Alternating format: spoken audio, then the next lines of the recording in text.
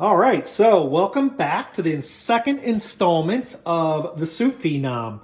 So when we finished up our last and first installment of the beef vegetable, I said that next week we were going to probably do Italian wedding. Well, I lied.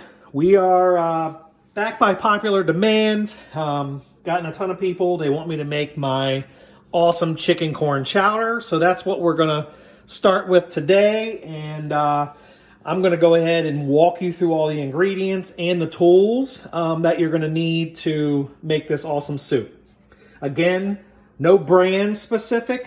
We're just looking for the high quality ingredients, and you can go ahead and pick your own favorite brand. But if you stick with this quality of ingredients, the soup's going to be phenomenal. So let's go ahead and start. Again, very basic. We're going to use celery. Over here I have a couple of medium onions, and you can either use 2 medium or 1 large. That'll start the soup. And again, I have some butter and flour over here. That's going to make our roux to thicken it. I know a lot of people will sometimes use cornstarch, but I don't like that. I use roux in all my cream-based soups. Again, star of the show, better than bouillon or chicken base. You want to make sure you use the paste brand, or I'm sorry, not the paste brand, but the paste consistency. Don't use bouillon. Heavy whipping cream. We are not going to use all of that, but that is going to be an integral part of our soup. 3 cans of whole kernel corn, and you want the juice. Some corn will come with no juice, like the crisp that I use in my beef vegetable. For this recipe, you definitely want the juice because that gives an awesome corn flavor. You can either use fresh parsley, but I found this awesome stuff at the store. It is freeze-dried parsley, lasts longer. I like to use this, but you can either chop up your own fresh or use this freeze-dried. I do not like to use the dried stuff. Potatoes, I use 3 baking potatoes. We're going to dice that up and cook them ahead of time and add to this finished soup. I have the only seasonings that I like to use in this soup are black pepper and garlic powder. And finished up for the chicken, I don't like to use chicken breast. Majority of the chicken breast in the grocery store are way too big and way too tough.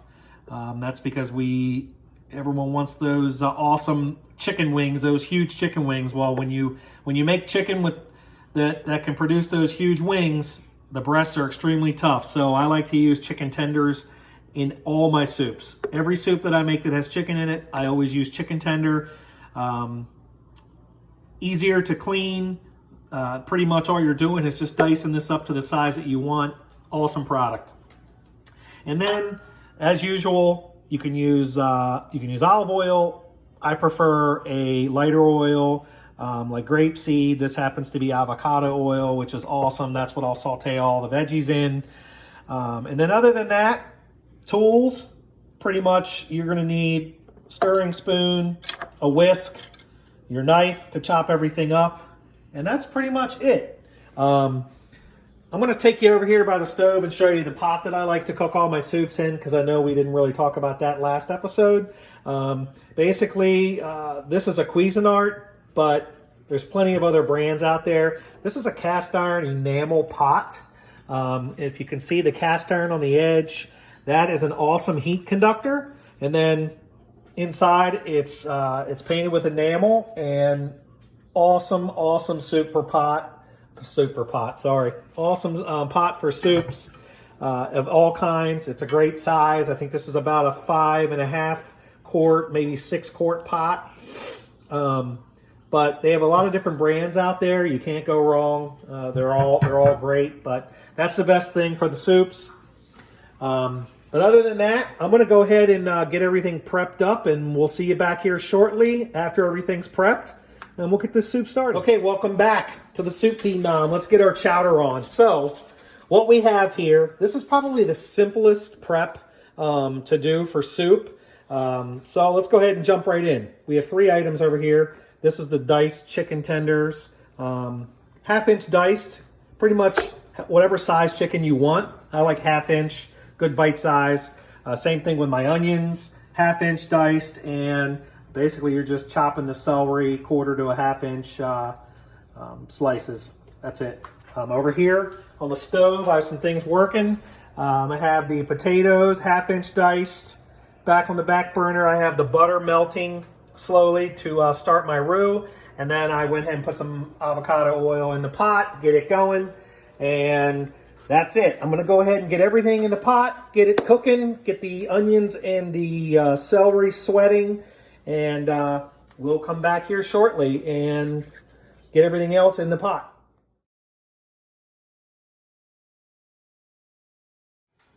All right, welcome back to the Soup Phenom. Let's get our chowder going in the pot. I have onions and celery sweating. They're ready to go.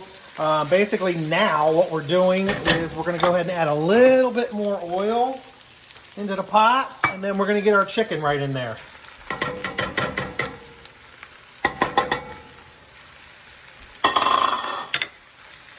Get that chicken moved around. It's going to take about 3 to 4 minutes to go ahead and cook the chicken. I have my potatoes over here cooking. Butter's back there. It's already melted, ready for my flour. We'll talk about how to make a roux when we come back in the next segment. So right now what I'm going to do is I'm going to go ahead and get this chicken cooked. Keep stirring consistently. You really don't want the chicken to brown at all. You just want it to cook. I have my flame on medium to low right now. If you need to add a little bit more oil, you can go ahead and do that. Basically, I'm going to go ahead and cover that for a couple minutes. Basically over here, I have the goodness. And this is the liquid. This is basically my water, about 2.5 quarts, and my chicken base. And again, as we talked about in the last episode, that right here is what's really going to make the soup the strength that you want, the taste that you want. It's all up to you. So if you like it a little bit more saltier, a little stronger flavor of the chicken, add a little bit more. If you like a little milder and you want more of the corn flavor to come through, just add a little bit, a tablespoon at a time until you get it to where you like. Once this chicken is cooked, I'm going to add this to the pot. I'm going to add the corn. I'm going to add everything else to the pot. I'm going to start with about 1/2 quart of this heavy cream and see where I'm at. And I'll come back. We'll show you how to make the roux. I'll show you how to make the roux and finish up this soup. All right? See you guys soon. All right, welcome back. Let's get all of the goodness into the pot. So right now, I have my onions, celery, chicken cooking. I basically added a little bit, about 1/2 cup of broth, about halfway through the cooking process of the chicken, so it kind of steams and you don't brown the chicken. You do not want the chicken browned. That won't look good in the soup. So we're going to go ahead and get all the ingredients in the pot that I have left. We have corn. We're going to go ahead and dump that in there. Can't have enough corn in a chicken corn chowder. I start basically for this size pot. It looks like we're probably just going to need 2 cans of liquid. And the corn, we're going to go ahead and add about 1/2 quart of the heavy cream. We're going to add all of a chicken broth. You know what? For this size pot, we're going to go ahead and add the other can of corn. Remember what I said, you can never have too much corn. All right, get a little whisk going. Get a little whisk going on it. Whisk it nice and good. So basically now what we're going to do with this, we have the potatoes over here cooking. They'll be done in a couple of minutes. I'm going to go ahead and show you how to do the roux. So I'm going to turn my pot down low, put the lid on. We want to bring this up to steep. I'll show you that when it's done. Potatoes are cooking. I'm going to flip flop here.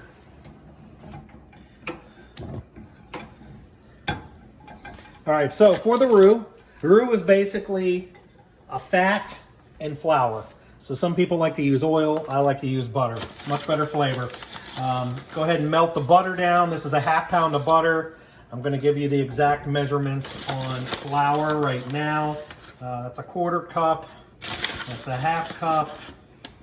3/4. We're going to go ahead and start with a cup of flour.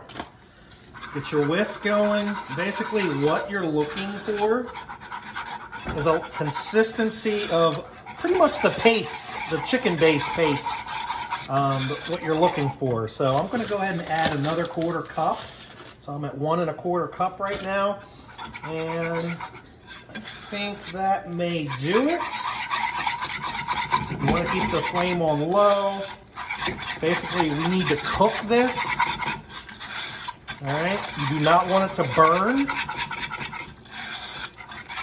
All right, you want to cook this, keep whisking as it's going. You look at it, if it looks a little runny, you can always add a little bit more flour. I'm going to add basically maybe like an 1/8 of a cup of flour to really get that going.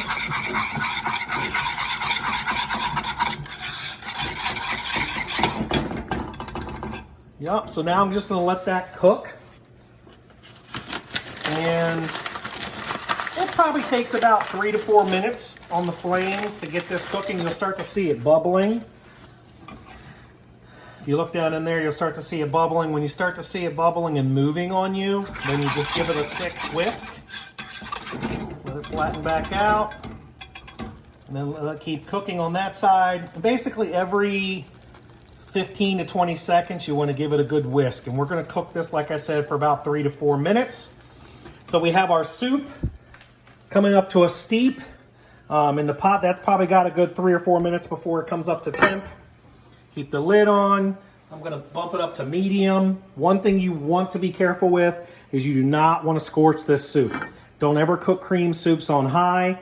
You will scorch the bottom and your soup will be done. Once you burn cream, the flavor will go throughout the entire soup and you will have to throw the whole batch in the trash. In the restaurant, you don't pay attention, 5 gallons of cream and crab soup down the drain. It's happened often. So we're going to go ahead and finish. We're going to go ahead and finish this up, and we'll be back.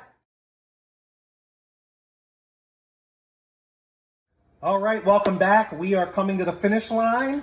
We have almost everything in the pot. We've brought the soup up to a steep.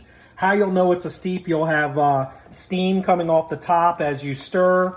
You do not, remember again, you do not want to boil this. You want to keep this low to medium heat. Use the lid to bring it up to temp. But as you can see, I don't know if the camera can get it, but you can start to see the steam coming off of the soup.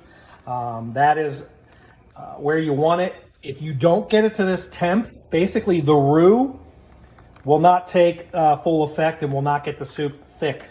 It will not thicken it. So you probably asked why I have the potatoes sitting over here, or maybe you didn't because you didn't know they were sitting over there. I add the potatoes last. I fold those in because if you don't and you whisk this soup, those potatoes turn to mush. So I'm going to go ahead and start adding my roux now, 1 whiskful at a time. Just give it a good whisk. After about a minute, you will start to see the soup starting to thicken up. It's probably going to take a majority of this roux. I'm going to go ahead and finish this soup in this last cut so we don't have to come back. I'm going to keep adding it. I add about 1/2 to 3/4 to start. And then what I'll do is I'll watch the soup. As you can see, it's already starting to thicken.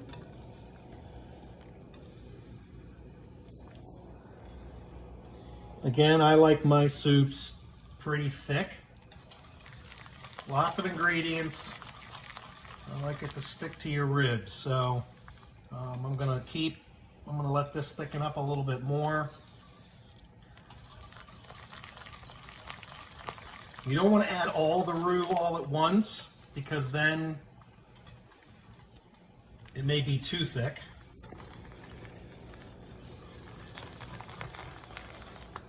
And then once I'm done getting it to the consistency that I want, then I fold in the potatoes nice and soft, so it keeps the big chunks.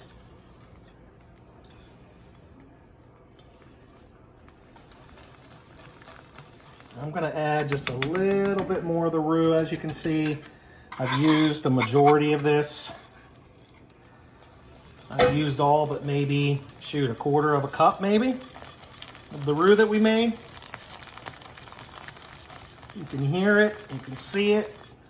It's getting thick. It's what we want. That's the consistency that we want. I'm going to leave it here because it is going to continue to thicken. And I'll tell you what, once we add the potatoes to it, the starch in the potatoes will... Got to be careful here. You definitely don't want to just plop those in. Oh, yep. In Soup Phenom fashion, we go to the top. Oh, spilled it over the edge a little bit. So that is it, folks. I'm going to go ahead and give this a stir. Turn it down to low. I think we are there. Anything that's left is I like to let this cool down a little bit. Definitely do not just dig right in. This is scalding right now. But I think we have it. Look at that. Camera, can the camera get down and see that? Chicken, corn, potatoes, onions, celery, delicious base, creamy texture, awesome lunch. So I hope you guys enjoyed this episode. We will be coming to you every week with a new soup.